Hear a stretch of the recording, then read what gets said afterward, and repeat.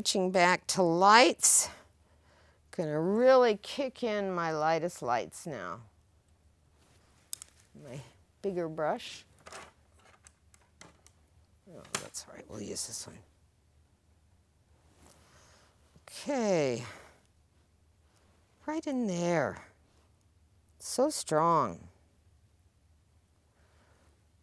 The more contrast you get in there, the more convincing is the depth of field, the sense that you're looking into space at a three-dimensional set of forms. You want to see the contrast and then exaggerate it if you can. Painting is all about life plus a little more drama.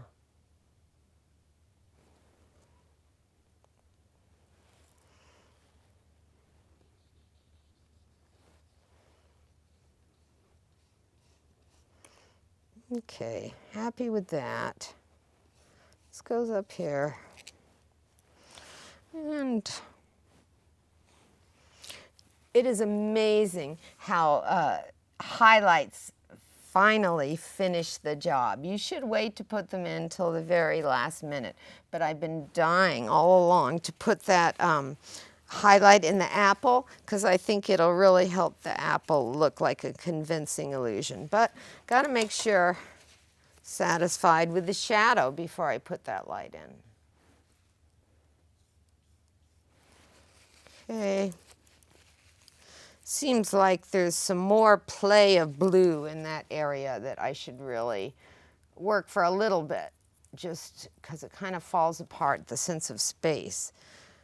It is a beautiful, I think it's ultramarine blue and white. And we're going to try to do this neat thing here. It's a little bit of a lump. Like that, right? And then it goes down like that. A little bit too dark. There we go. This goes like that. This comes down like that. And then it gets really wider and lighter right there. It looks like it's falling over the table top itself. And then there's another patch of it right there. And a patch of it right there. And it's pretty dark. I'm going to return, do a quick scrub. Darken it.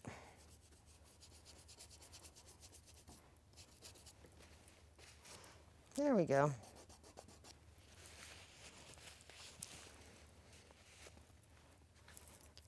Okay.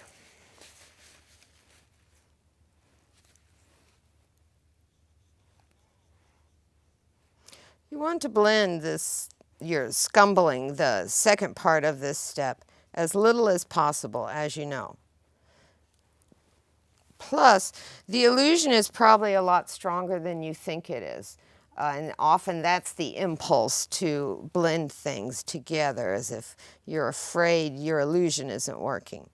Before you decide that your brush marks have to go, though, please stand back and look. And you might find what is at close range a series of abstract marks that make no sense. When you get back and look at them from a distance, they'll kind of convert themselves back into the illusion you were going for.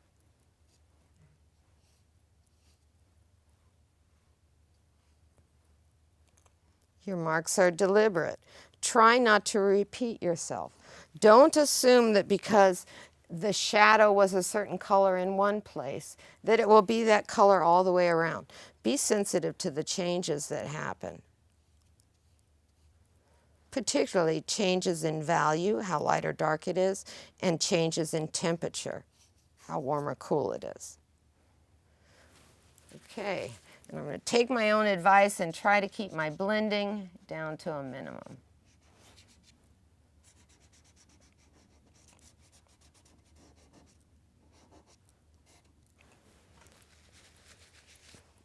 Now I'm dying to put that highlight in. I cannot wait another minute, so I'm gonna do that. It seems like, get a Q-tip because it seems like my red glaze got maybe a little over the top, right up here where I'm gonna put the highlight. It just doesn't look quite as red as I have it. So I'm gonna remove some of my pigment.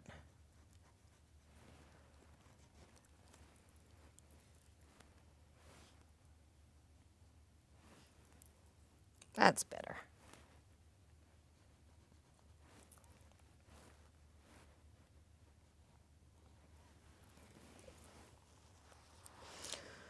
Okay, going for a highlight. Let's see if I have a clean brush. I do.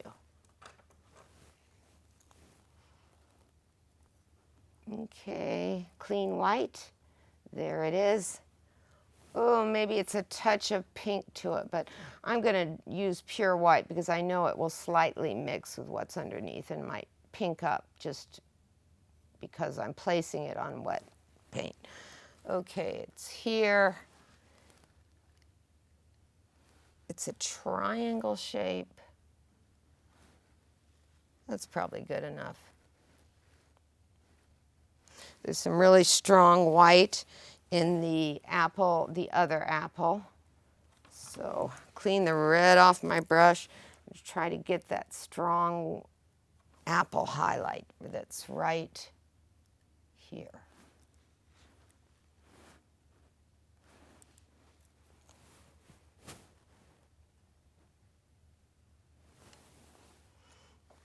And here.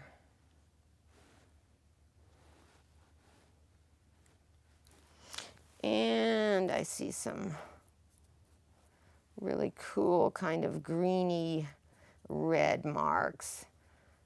They kind of give the thing texture. Maybe not quite that light. More like that. And they just kind of run through the apple here and there. That's a little too dark. Okay, try again. It's more like it. See it up here. And it occurs right here.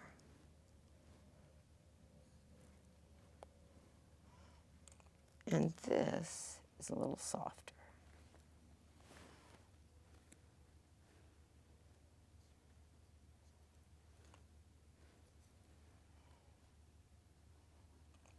I don't know where my shadows go while I'm busy painting something else, but it looks like that shadow lost its deepness too. So I'm gonna have to return there just to add a little bit of the deepness that my shadow somehow lost there. There we go. Remember, contrast, drama, exaggerate. It's key to getting this strong illusion that we want.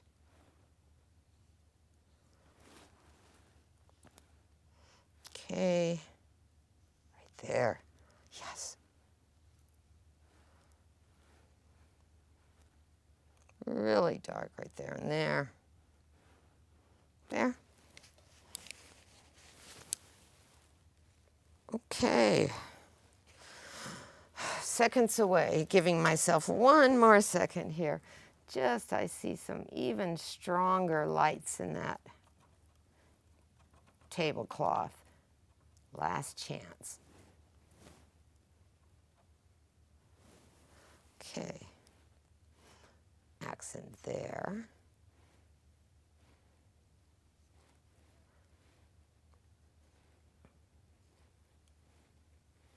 Strong light right there. You see it?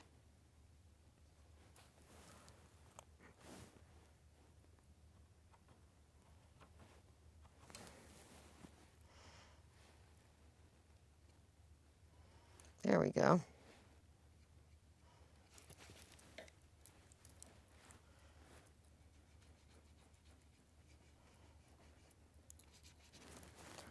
It's a little too hard, huh? I've softened. Stripe looks too hard. There we go. Looks like it kind of drifts up that way, huh?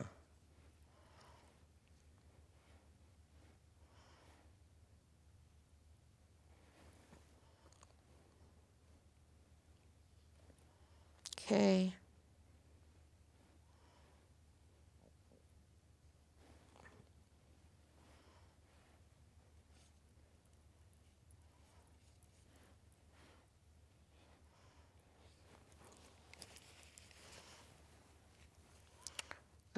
Maybe just one more, kicking it up 1 more degree right here. I use straight white here because I know I'm pushing it into wet paint, so it will perfectly mix with it and give me a lighter version. Same thing I had. Kicking up the contrast just a little bit.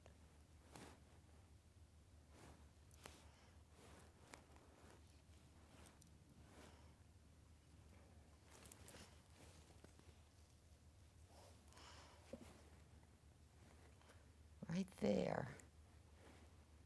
That's the transition from the pale color to the bluer color. Right there. Just blew it up a little bit. Too pink. Yeah, right there.